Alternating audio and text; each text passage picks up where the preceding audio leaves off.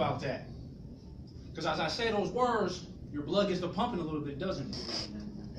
It starts getting you charged up. But why are those emotions and why does that word bring that out in us? In a sense, it's almost like disrespect a little bit. Let me tell you this. In 2013, I was sitting in Stafford Creek. My side was hurting. You know, we don't like to go to the doctor out here, let alone in prison, when we know that they ain't going to do nothing for you. So I go to the doctor because my side is hurting that bad. When they're at 12 o'clock, before 11 o'clock, I'm down at the Grays Harbor Hospital. And the lady is telling me that I've got pneumonia. The next day, she comes back and she tells me, you know what? You got lung infection. She comes back the next day and says, you have MRSA in the lung. Now, this whole time, I'm thinking that they're changing my diagnosis. But they weren't, though. What they were doing was they were adding to my diagnosis. I had MRSA in the lung, a lung infection, and pneumonia all at the same time. Either one of those can kill you by themselves, let alone to have all three.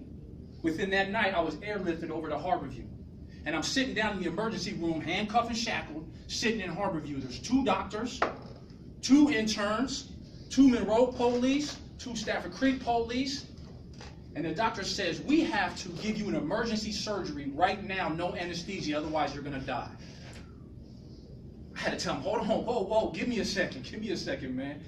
He said, we don't got time for a second, you're just going to have to man up. So as he took this knife and cut my side and punctured this tube through the cartilage in your ribs, it sounded like my bones was breaking, but it was really just the cartilage inside between my ribs snapping. And I'm looking in this room and I'm looking at everybody. And I sat here and I really realized, man, if I was to die this moment, this second, would nobody in this room shed a tear? Not one person, man. That was a heavy realization and thought for me.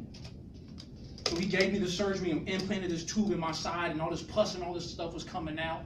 2 days later, I would have another surgery.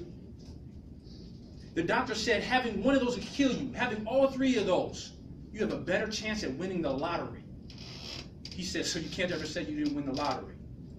He said, you shouldn't be alive right now. The only reason you are alive is because your body was in such good physical shape that it was able to withstand the trauma. So I revert back now to this word bitch, punk, etc. Because there's one thing I took away from this whole experience. That if I have to be a bitch, or if I have to be a punk, or basically meaning willing to walk away from something in order to die in a room full of my family members and loved ones instead of a cold steel room where there ain't nobody going to shed a tear, then that's just what I'm going to be. And I hope you guys will too. I like that, boy.